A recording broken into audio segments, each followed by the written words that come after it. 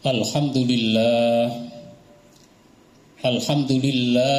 nahmaduhu wa nasta'inuhu wa nastaghfiruh wa na'udzu billahi min syururi anfusina wa min sayyiati a'malina may yahdihillahu fala mudhillalah wa may yudlil fala hadiyalah.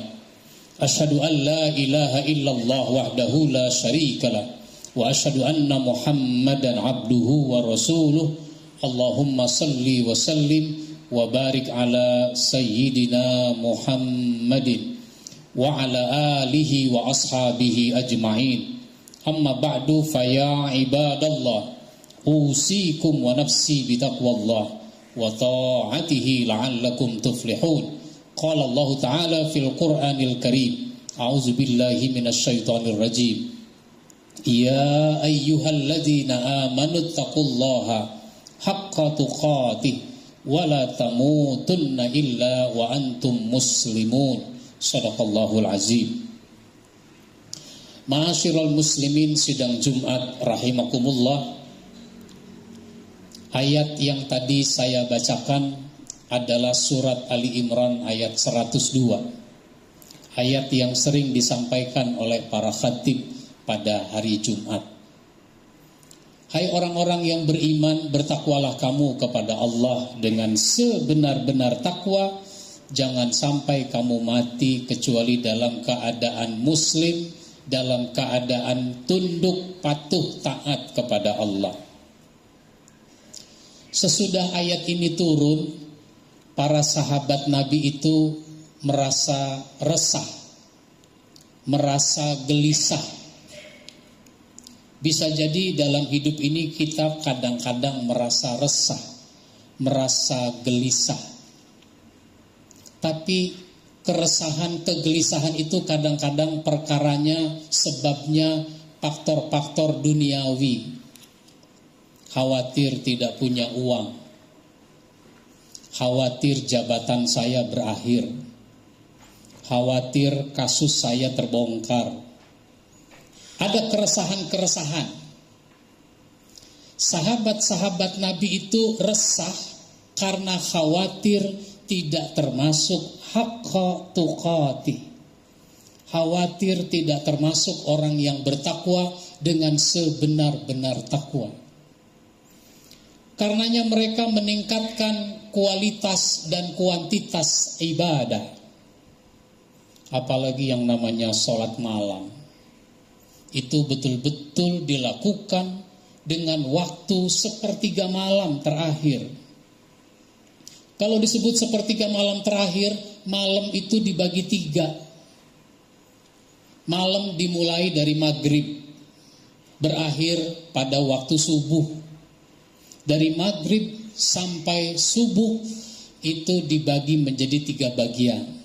Sehingga kalau hitungan kita sampai dengan jam 21.30, setengah 10, itu namanya sepertiga malam kedua. Sampai jam 1 atau setengah 2 itu namanya sepertiga malam kedua. Setengah 2 sampai menjelang subuh itu namanya sepertiga malam ketiga. Sepertiga malam terakhir. Jadi para sahabat itu betul-betul sholat malam dari jam setengah 2 sampai menjelang subuh. Berdirinya lama, bacaannya panjang. Sampai ada di antara mereka yang telapak kakinya membengkak, telapak kakinya melebar. Bahkan ada di antara sahabat itu sebelum sholat, dia pasang tali terlebih dahulu. Pasang tali, pasang tambang.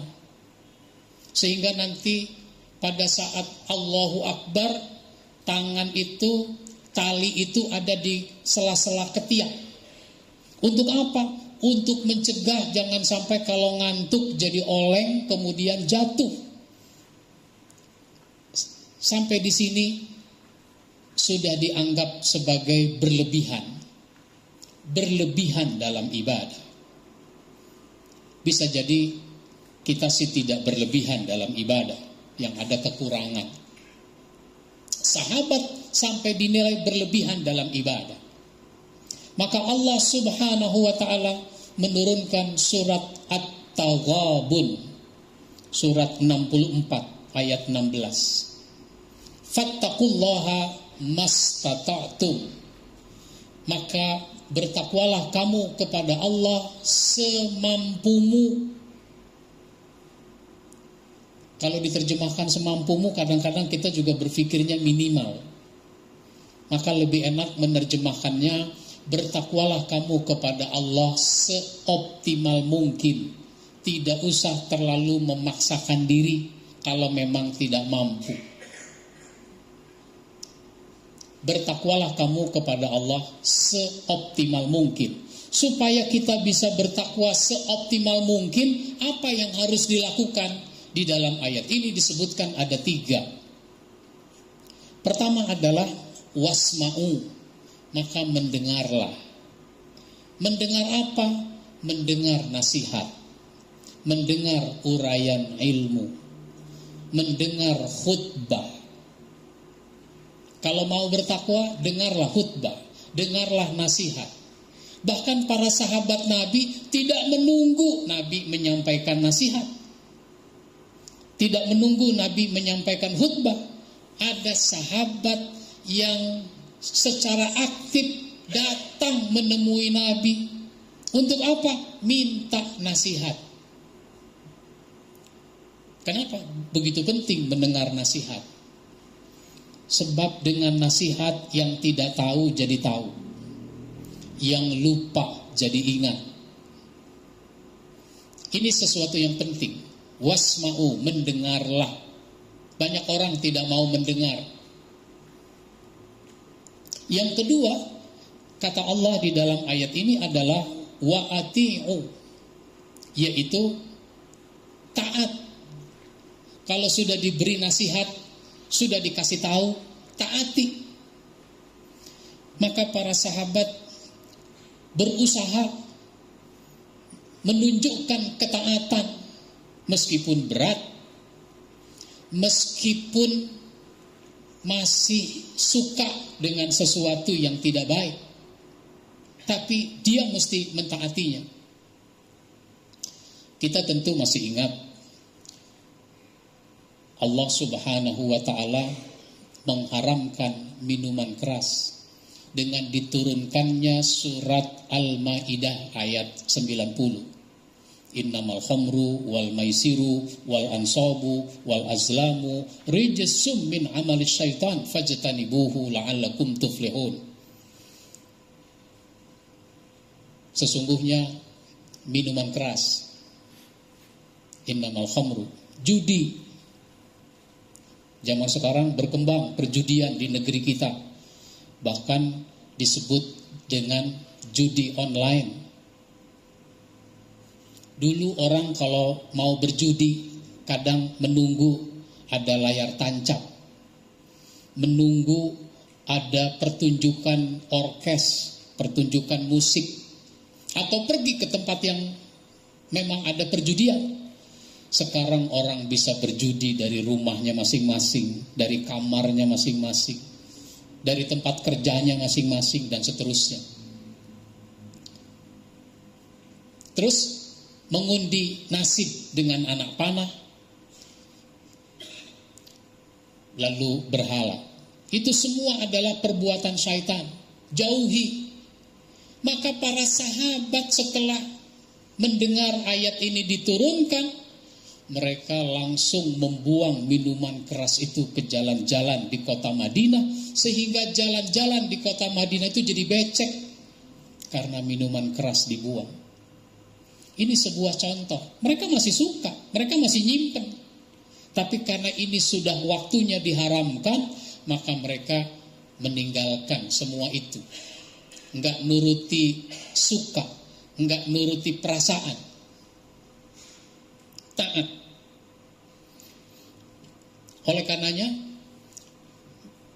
ketaatan meskipun berat, beresiko secara duniawi, tapi itulah yang harus ditunjukkan. Wanita-wanita dulu juga tidak menggunakan jilbab, belum memakai pakaian yang menutup aurat.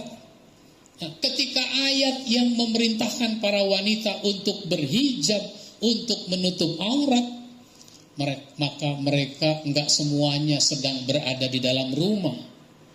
Di antara mereka ada yang sedang di luar rumah.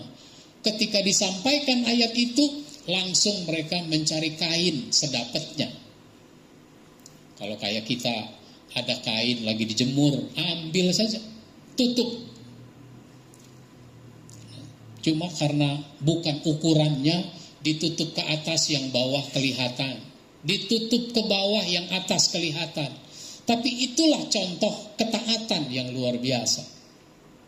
Kita perlu koreksi seberapa bagus tingkat ketaatan kita kepada Allah, kepada Rasul-Nya, bahkan kepada undang-undang yang sudah disepakati bahwa undang itu adalah sesuatu yang baik, sesuatu yang benar. Barakallahu li wa lakum fil Qur'anil Karim wa nafa'ani wa iyyakum bima fihi minal ayati waz zikril hakim. Aqulu qouli hadza fastaghfiruh innahu huwal ghafurur rahim.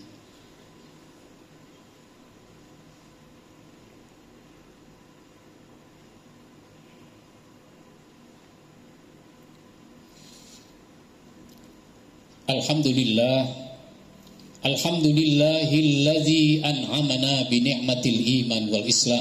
Asyhadu an la ilaha illallah wahdahu la syarikalah wa asyhadu anna Muhammadan abduhu wa rasuluh. Allahumma salli wa sallim wa barik ala nabiyyina Muhammadin wa ala alihi wa ashabihi ajma'in. Amma ba'du fa ya ibadallah usikum wa nafsi bi taqwallah wa ta'atihi la'allakum tuflihun. Qala Allah Ta'ala fil Qur'anil Karim, a'udzu billahi minasyaitonir rajim.